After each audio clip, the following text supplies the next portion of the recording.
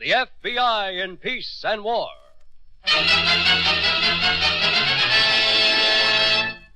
The FBI in Peace and War is brought to you by healthful, delicious Wrigley's Spearmint Gum. Enjoy chewing Wrigley's Spearmint every day, as millions do. The lively, long-lasting flavor freshens your mouth and sweetens your breath. The pleasant chewing eases tension, helps you feel better, and get more enjoyment out of what you're doing.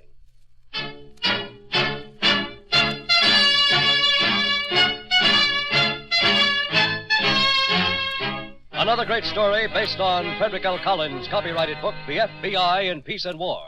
Drama, thrills, action. Tonight's story, Willpower.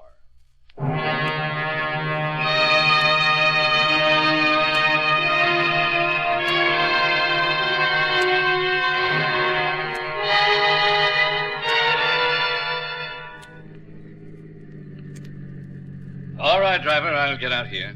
Mister, you sure this is the place you want? 1504 Avenue L, isn't it? Oh, it's the house number you give me, okay? I only meant, a gent like you in this kind of neighborhood? I'm sorry, I didn't... That's all right. Not all a man's clients can afford Park Avenue. Well, here you are. Keep the change. Oh, thank you, mister.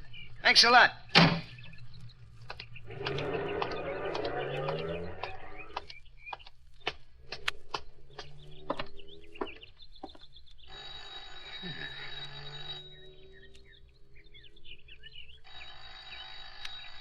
Yeah, who is it? Mr. Merritt. Walter Merritt. I spoke with you on the phone. Just a minute.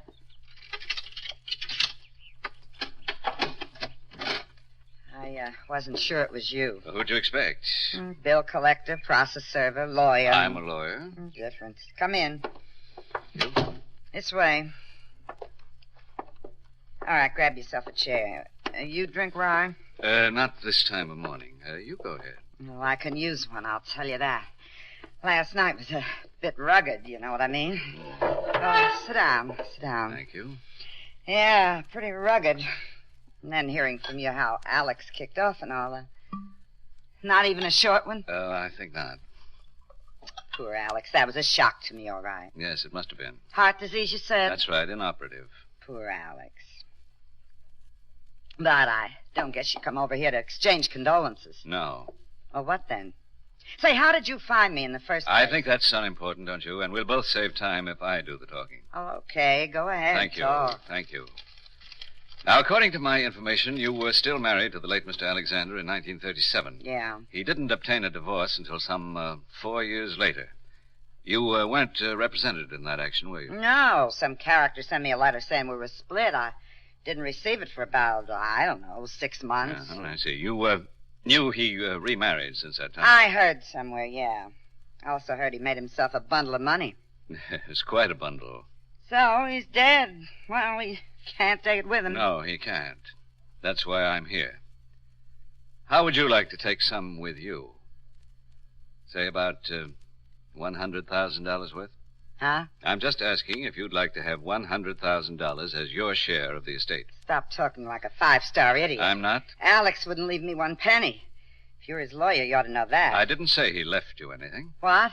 Miss Fergal, as executor of Mr. Alexander's estate, I feel morally bound... Are you trying to tell me that I can get some of Alex's cash? I'm trying to tell you you can get $100,000 if you do as I say.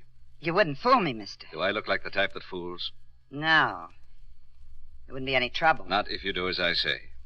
Are you willing to do that? Wait a minute. I gotta have another drink. Money's coming to me. I got a right to have Are my you own. willing to do as I say, Miss Fergal? Are you kidding? For $100,000, mister, I guess I'm willing to do anything.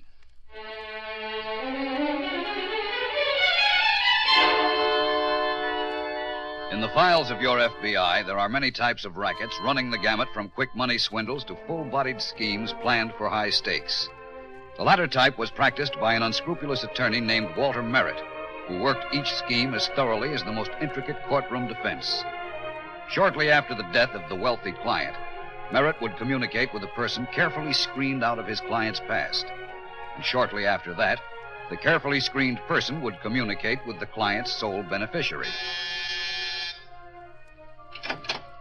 Yes, ma'am? My name's Edna Fergal. I want to speak to Mrs. Alexander on a personal matter. Oh, won't you come in, please? I'll tell my mother you're here.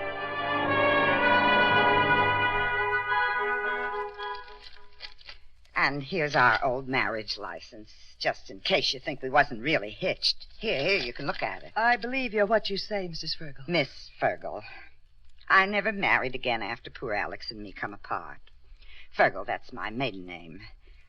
Also, Alex had an appendix scar right here that... I said I believe you. Now, what do you want? Well, it's like I said, Mrs. Alexander. I've come a long ways to get here. Do you want to visit the grave, Miss Fergal? Is that it? No, ma'am. No, I don't think I could stand it seeing poor Alex put away like that and all. No, I'm sure you couldn't. Alex told me how much you cared for him. Oh, he did? Exactly how much. Also, how you walked out on him when he was down and out. The only thing he didn't tell me was that you were still alive. Oh, is that right? He said you were dead. And as far as I can see... Far as you can see, I'm still alive. I know my rights, Mrs. Alexander. I'm going to contest poor Alex's will. What? I'm going to contest. He loved me, Alex did. I never should have let him go. All the time I've been away from him, I've been thinking of the moment I'd come back. All the time? For 16 years? I loved him, Mrs. Alexander, just like he loved me. And to think that I've got here too late. Too late. Did you come here for my husband or for a substantial settlement on his estate? Why, I don't know how you can think a thing like that, ma'am. Honest, I don't. If I didn't know that you were upset over poor Alex... Miss Fergal... If I didn't know You that... did come here for a settlement, didn't you? Huh? Didn't you? Well, what if I did? I got my rights, haven't I? No. You have no rights, Miss Fergal. You're forgetting something, ain't you, sweetie? I don't think so. Well, think some more. That young fellow who answered the door, he, don't look so very much like you now, does he? What? He don't, does he? Even though he called you Mama, he don't. Matter of fact, I kind of noticed the kid looked a lot like me. Alex is my son. One thing, sweetie, don't never try that act on stage. You get out of here. Get out right now. Well, maybe I'm too late for poor Alex. But I'm not too late to reunion with my boy. Of course, he's got a nice setup here, and I could be persuaded. Get out of here. Do you hear me? I hear you, and I'm getting. But I'll be back. You just think it over, Mrs. Alexander. I showed you the marriage certificate. Next time I'll bring along the birth. Yeah, you think it over. I'll be back.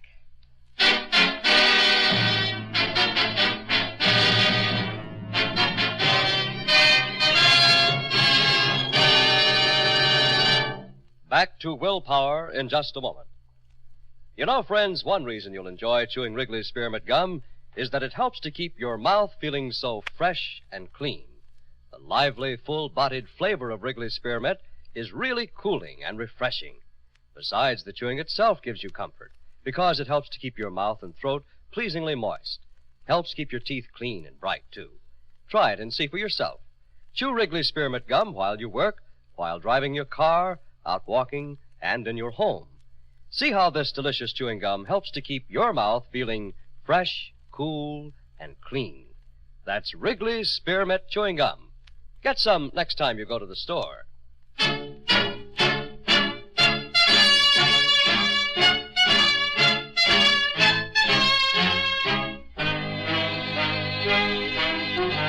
Act 2 of tonight's story on the FBI in Peace and War, Willpower.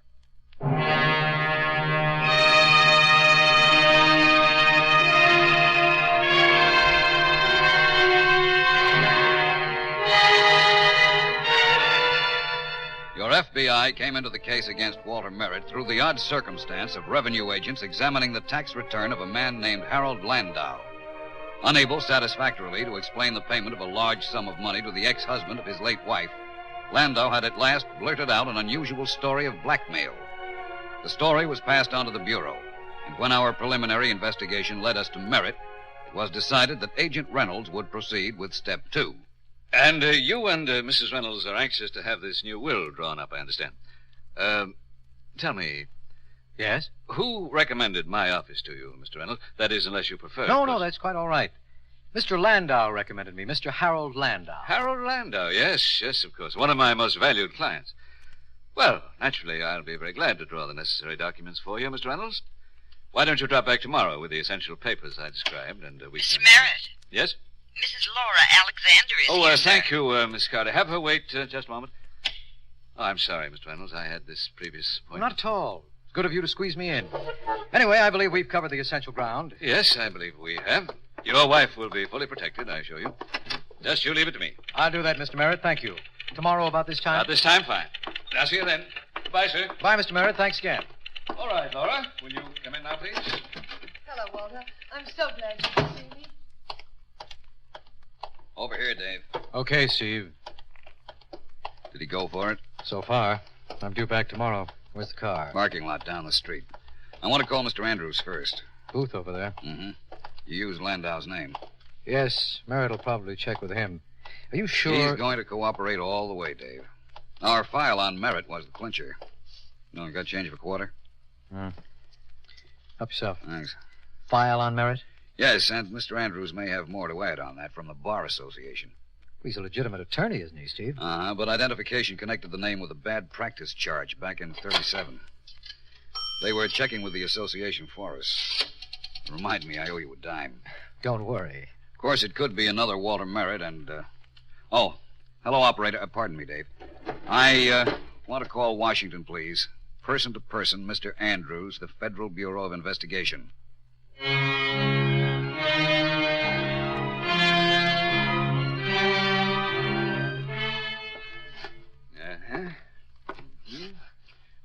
All right. Go on, Laura, please. I don't know what more to tell you. As I say, all these years I believed the woman was dead. If only Alex had told me, Walter. Yes, I know. Don't get upset, my dear. We'll work this out. Frankly, I've been expecting it. I warned Alex. You knew she was alive? I knew. Alex made me promise never to tell, but... Why, Walter? I can't understand why. Can't you? What? No, I guess you can't. A woman like this is so far removed from you. Laura, perhaps I'm betraying a trust I don't know. Is an attorney a lawyer first or a human being? Walter... Edna Fergal walked out on Alex, Laura, right after the baby was born. Without a word, she walked out, but not without the joint bank account, what little there was in it. He never told you because of young Alex. He wanted the boy to think of you as his mother. And the best way to handle that, well... Yes, I see. Just what are her rights, Walter? Morally, none. I don't think any court would say different. And legally? Well, legally, I'm not so sure. After all, young Alex is her son. He's my son, Walter. If ever two people belong to one well, another... Of course, Laura, you don't have to tell me. As a friend, I agree with you completely. You know that. But as an attorney... I see. Well, naturally, we'll fight it. I'll use every weapon at my command. Walter. Yes? I don't want to fight it. What? This woman doesn't care about her son. All she cares about is money. All right, let her have it. But... Alex didn't want the boy to know his real mother. I want to carry out his wish. Well, Laura, this is up to you, naturally.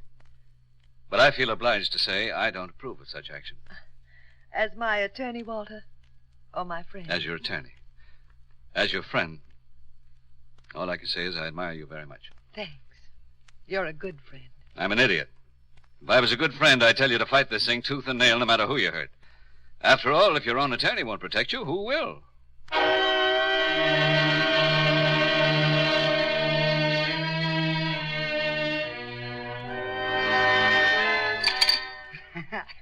If her own attorney won't protect her, who will? I love it. Yes, I kind of thought that was a nice touch myself. Yeah.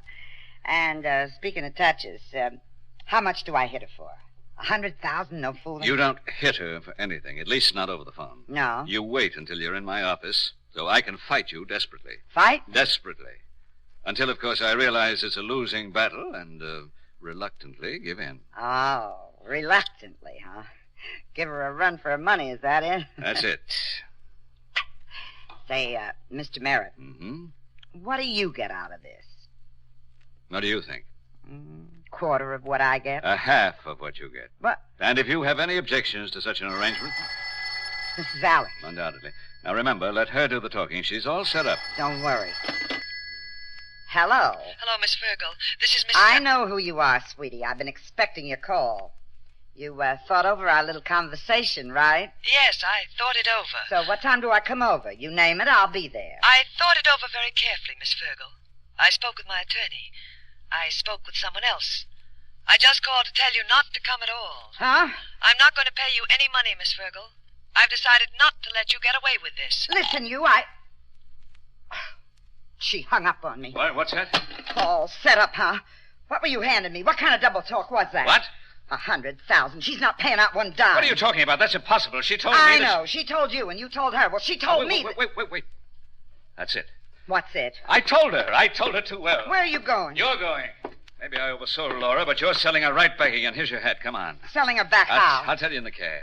She'll pay the 100,000. She'll pay. You'll see.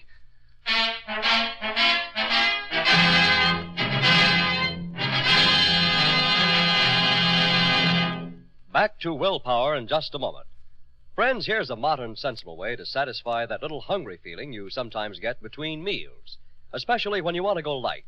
Chew a stick of refreshing, delicious Wrigley Spearmint Gum. You see, Wrigley Spearmint Gum is never rich or filling, yet it does satisfy your taste and give you that little pickup you want. Helps to tide you over until mealtime. It's one reason why Wrigley Spearmint Chewing Gum is the favorite between meal treat of millions. Always keep a package of Wrigley Spearmint Gum right with you. And when you get that little hungry feeling but want to go light, chew a stick of this good-tasting gum. That's Wrigley's Spearmint Chewing Gum. Healthful, refreshing, delicious.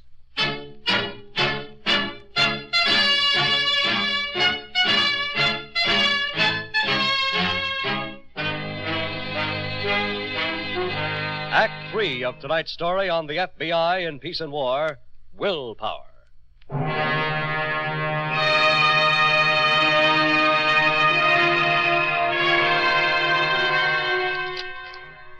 So this is the birth certificate, This is the photostat. And don't blame me, sweetie. You asked for it. And you intend to show it to Alex? Uh-huh. As soon as Merritt gets here. Mr. Merritt? Yeah.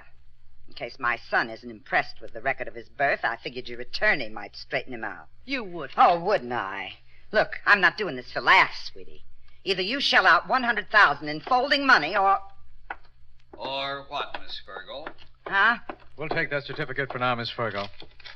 Thank you. Say, what's the big idea? Just who do you think you are? We don't think we're anybody, Miss Fergal. We know who we are. They're agents, sweetie. Agents. FBI agents. What? Let's step into that room there, huh? Now, wait a minute. Yes? That room there? That room there. I can explain this, you know. Well, explain it in there. Now, wait, that'll be... Yes? Nothing. In there. Uh-huh. All right, Mrs. Alexander, you're on your own. Now, look, this whole thing has nothing to do with me. As a matter of fact...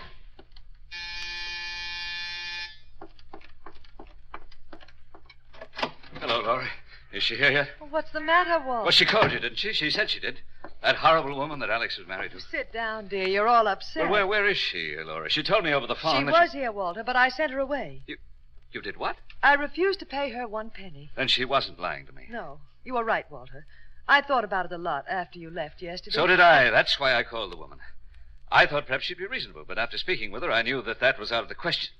Laura, I gave you bad advice, I admit it. A woman like that, there's no telling what she'll do. What can she do? Well, Huh? If she wants to contest the will, let her. You'll fight it out for me. You said you would. You'll use every weapon at your command, you said. Well, yes, but... you did say that, didn't Well, you? sure, I said it. What good's fighting if young Alex has to be dragged through the mud? You know what that could mean. Yes, I know. And here's something you don't know, Laura. She has his birth certificate. She told me so over the phone. If she ever shows that to the boy... Walter. I can't stand by and let that happen. I just can't. We've simply got to pay the miserable creature off and get rid of her. No two ways about it. No, Walter, I'm afraid we can't. The matter's out of my hands now. Oh, nonsense. I'll contact the woman personally. I'm sorry. You won't have to be. Just leave it to me to handle. I'm going all out on this, Laura. I'll go to the woman's home and settle this situation once and for all. Now, what do you say about that? She says, why go to my home? The situation's going to be settled right here. Miss Fergal. As a matter of fact, it's already settled. These gents have seen to that. Mr. Reynolds, what are you doing here? Just what she said, Merritt. Settling the situation. Good work, Mrs. Alexander. We've got the whole conversation recorded. Recorded? Now, just a minute. What for? You told me to drop back to see you. Here I am. Oh, I see. I thought you would. You really didn't come to my office to have a will drawn. Not really. You're a police officer, aren't you? He's FBI, the both of them. Come on, we might as well get started. This is an arrest? You tell us. All right, I'll tell you. You're up against nothing but an amateur. You'll find that out. Maybe we both will. Now, look, gents. Hold it, Edna. Leave this to me. Don't say a thing. I'll leave it to you, all right. I'm saying plenty. So is Mrs. Alexander. I see. Laura, Yes? you want a piece of advice? You'll keep your mouth closed. Is that advice as an attorney, Walter? or as a friend? As both. Well, I'll try to follow it. Only what? Only I'm afraid I haven't quite got the willpower, Walter. That's what. Come on, coppers. Let's get it over with.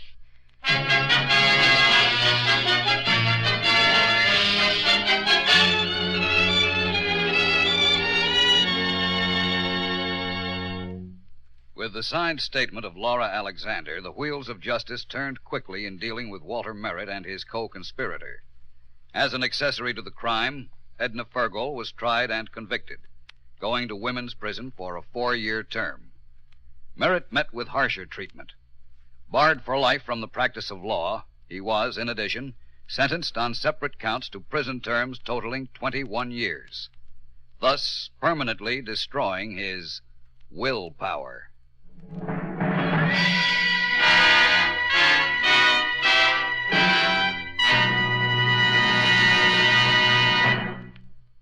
Remember, friends, to help keep your mouth feeling fresh and clean, chew Wrigley's Spearmint Gum.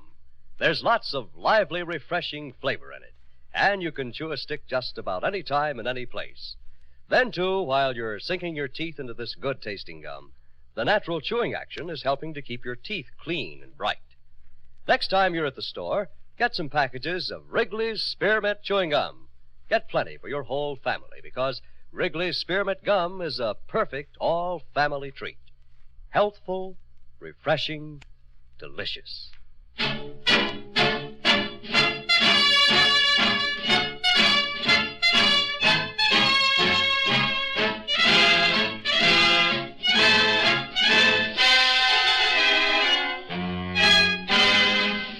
In tonight's story, Betty Gard played the part of Edna Fergol, and Paul McGrath was Walter Merritt.